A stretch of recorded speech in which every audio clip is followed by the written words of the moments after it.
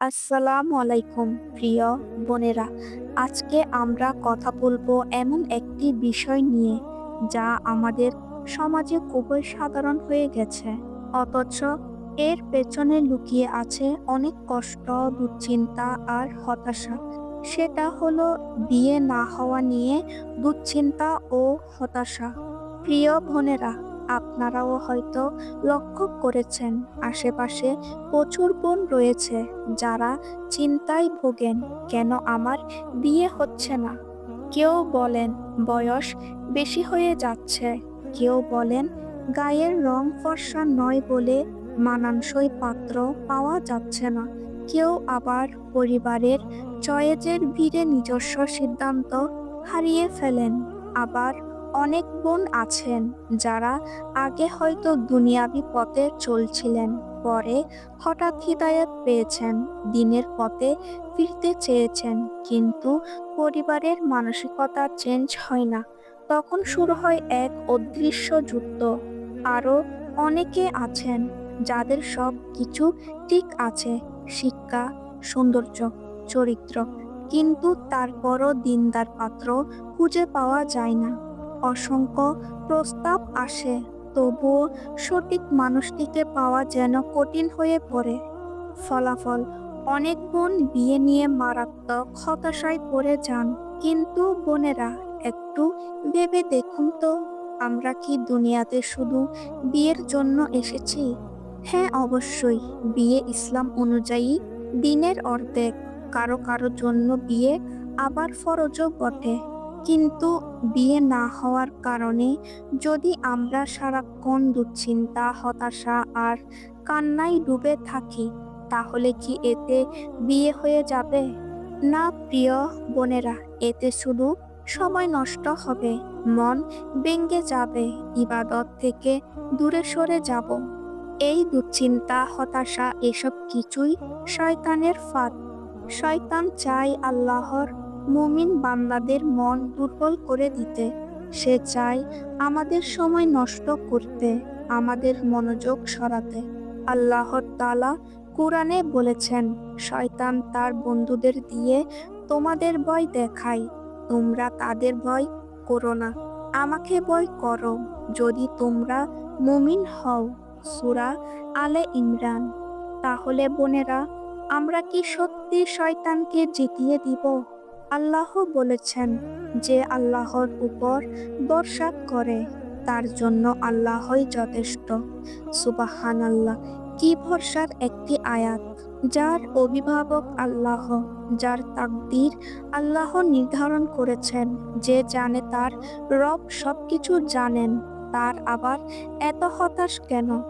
প্রিয় বোনেরা, আপনার বিয়ে কখন, কার সাথে, কিভাবে হবে, সবকিছু আল্লাহ লিখে রেখেছেন আপনার জন্মের বহু আগেই। আমরা ভুলে যাই এই দুনিয়া হলো পরীক্ষার কেন্দ্র।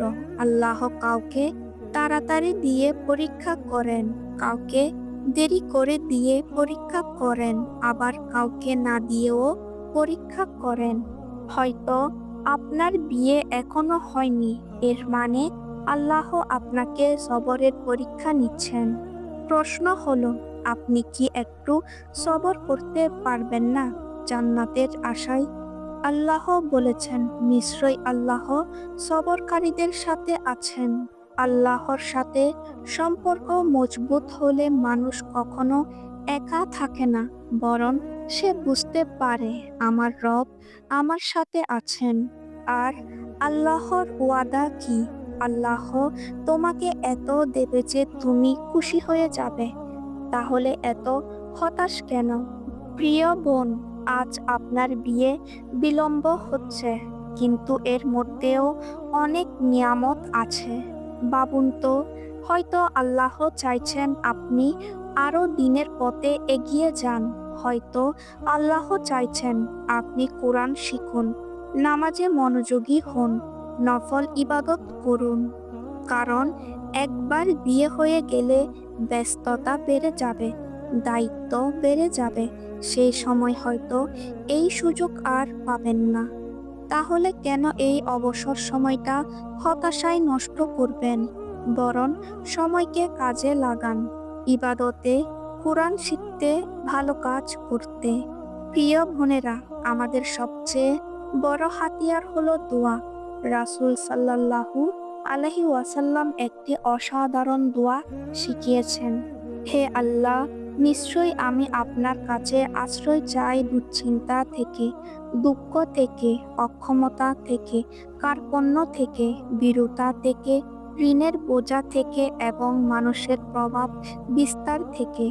এই দোয়াটা বারবার পড়ুন, উঠতে বসতে শুতে প্রচুর ইস্তেগফার করুন।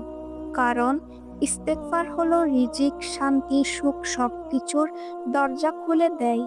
দোয়ার সময়ও গুরুত্বপূর্ণ। রব বলেছেন, আমাকে ডাকো, আমি সাড়া দিব। তাহলে দোয়া করুন সে সময়গুলোতে যখন দোয়া দ্রুত কবুল হয়। তাহাজ্জুদের সময়, আজানের পর, জুমার দিনে, আসরের পরে, সিজদার মধ্যে, রোজার সময়ে। প্রিয় বোন, আপনার কেমন জীবনসঙ্গী চাই তা একদম খোলাখুলি বলুন আল্লাহকে। বলুন, হে আল্লাহ, আমি চাই দিনদার, নেককার, আমার জন্য শান্তি আনে এমন স্বামী। এমনকি আপনি যা চান না সেটাও বলুন, কারণ আপনার রব অশেষ দয়ালু, তিনি দোয়া ফিরিয়ে দেন না।